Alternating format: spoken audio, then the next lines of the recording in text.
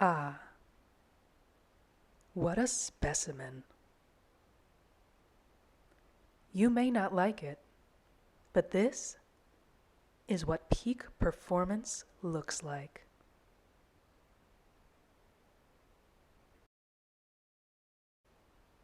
But sadly, my coworkers don't always recognize the face of greatness. So I need to tame these wild vibes before I walk among the common folk.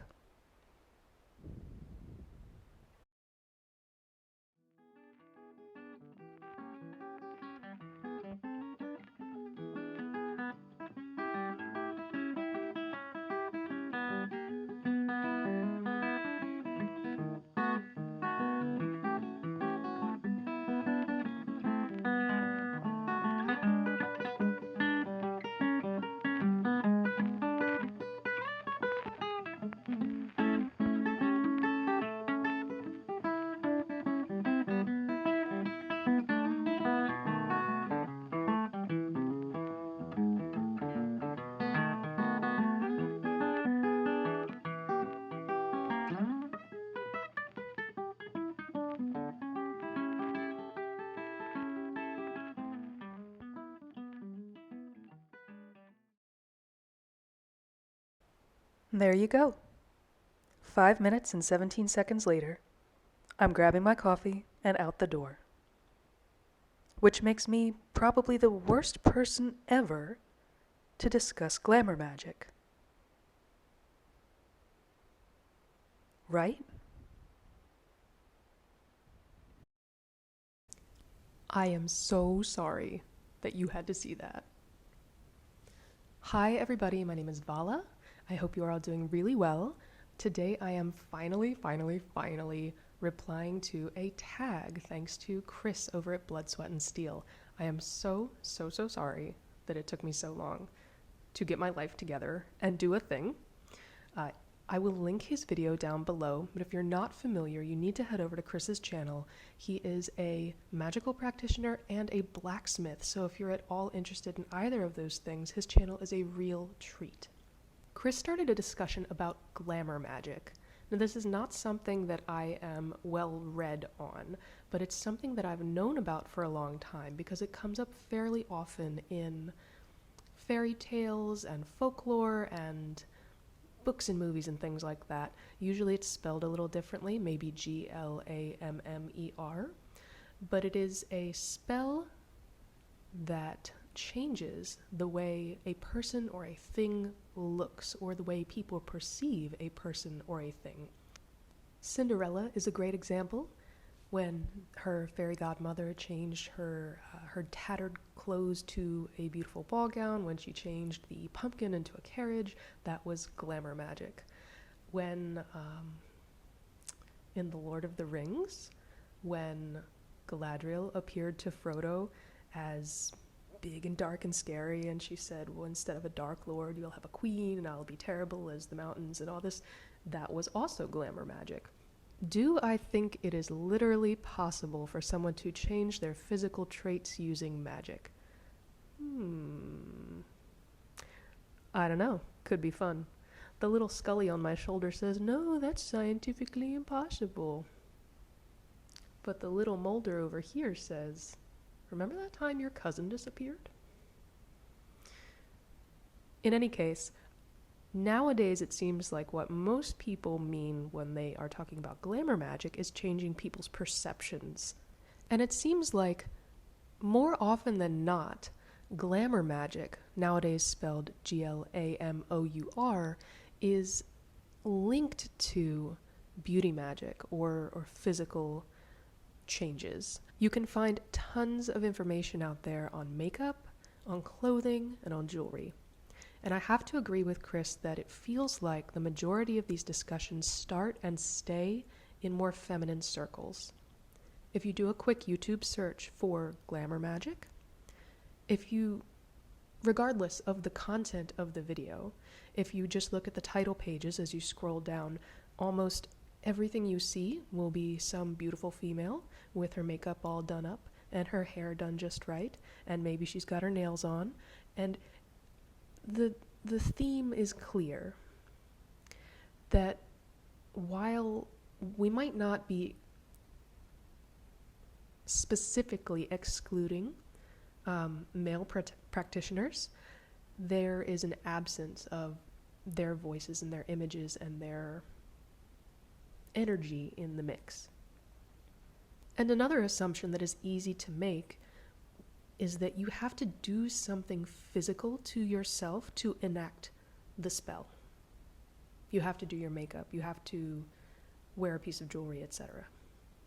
I don't perform glamour magic terribly often, but when I do, it's internal. It's a visualization for me. I don't have to change anything physical about myself.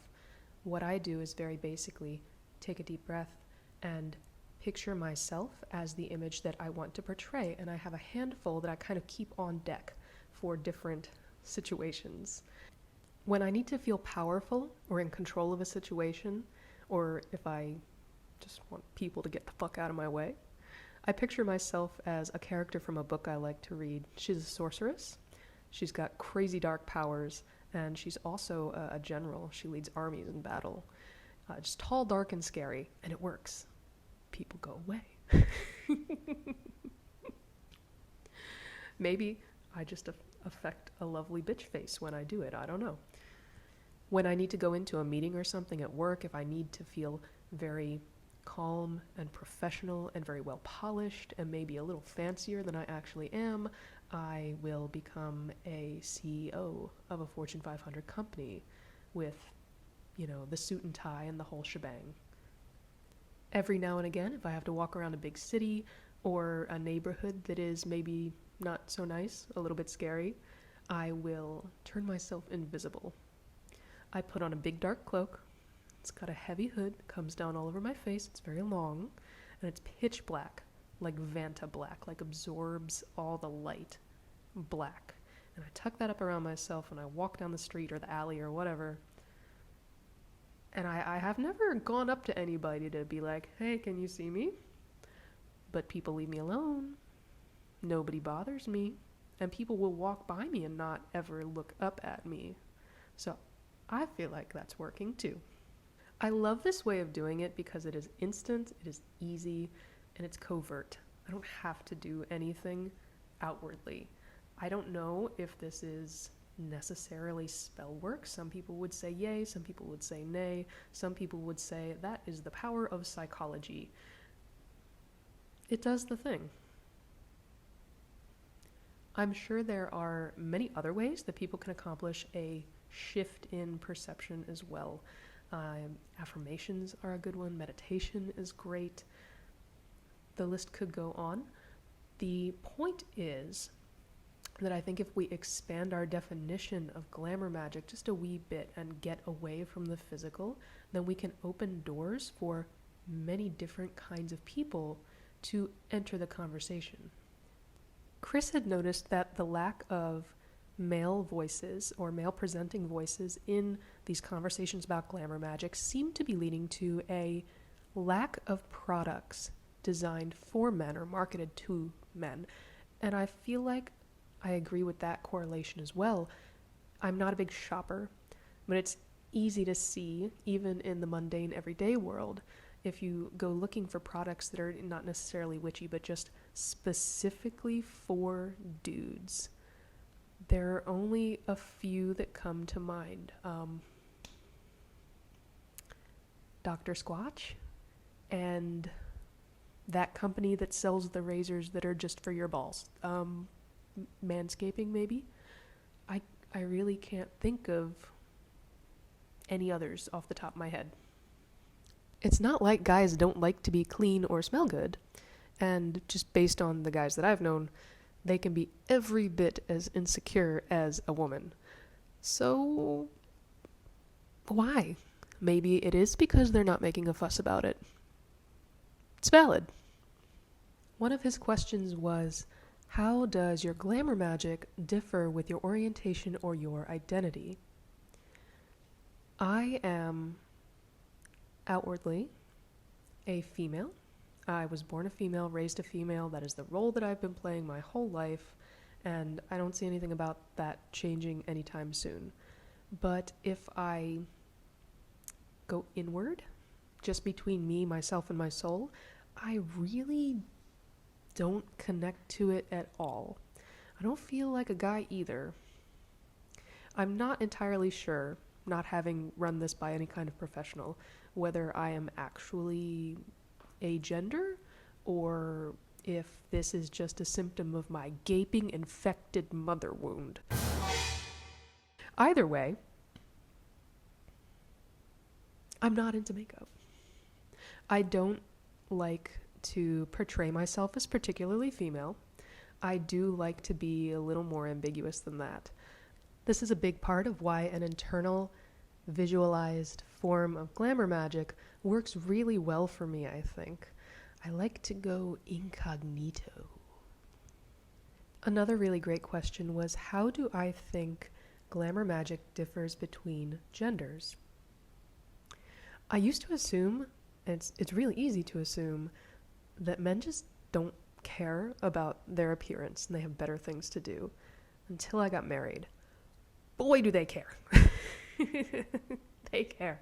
He spends so much goddamn time in the bathroom. It's ridiculous. He likes to look nice. He likes to smell good. He likes to shave and things. Anyway, probably the real difference isn't actually between genders. It's the difference is how society sees people of different genders and what they pressure us to be. Because just speaking about, men and women, we're taught and we're molded and maybe even brainwashed to fit into certain modes, right? Women have to be prim and polished and attractive and beautiful, like classically beautiful, and men have to be rugged and strong and super fit. That kind of a thing. But at the end of the day, everybody wants to feel strong. Everybody wants to feel attractive. Everybody wants to feel capable. Everybody wants to feel, wow.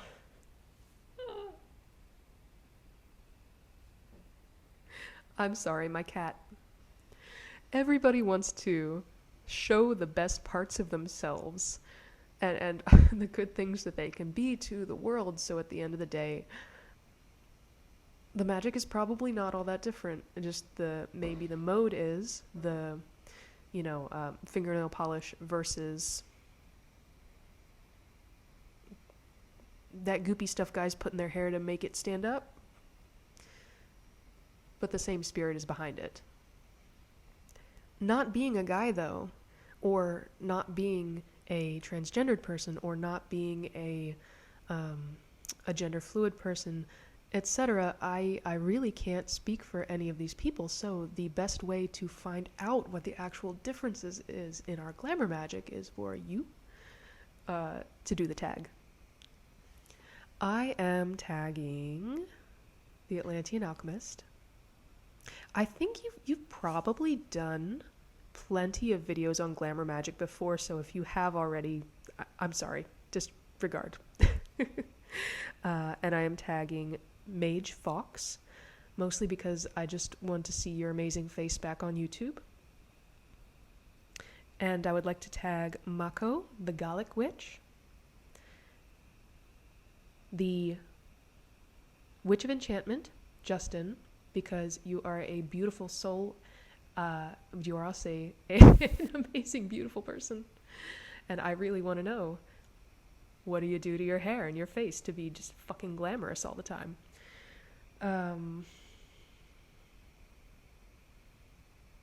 And I would like to tag the Bougie Mystic, because I am really interested in knowing if there is a way that you personally relate to glamour magic, but also if there is a way that your people, the Roma people or the Bohemen people, see glamour magic, and if there are any, like old, authentic, not authentic, you know what I'm saying? Like any old ways of performing these kinds of spells that you know of.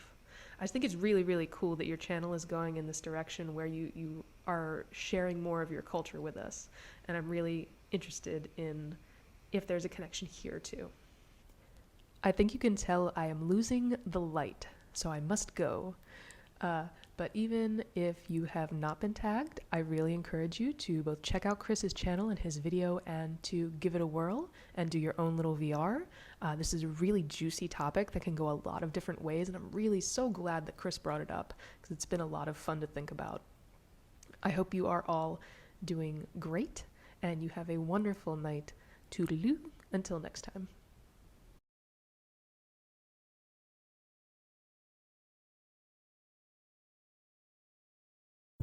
Oh, hey! Did you stay for the after credits scene?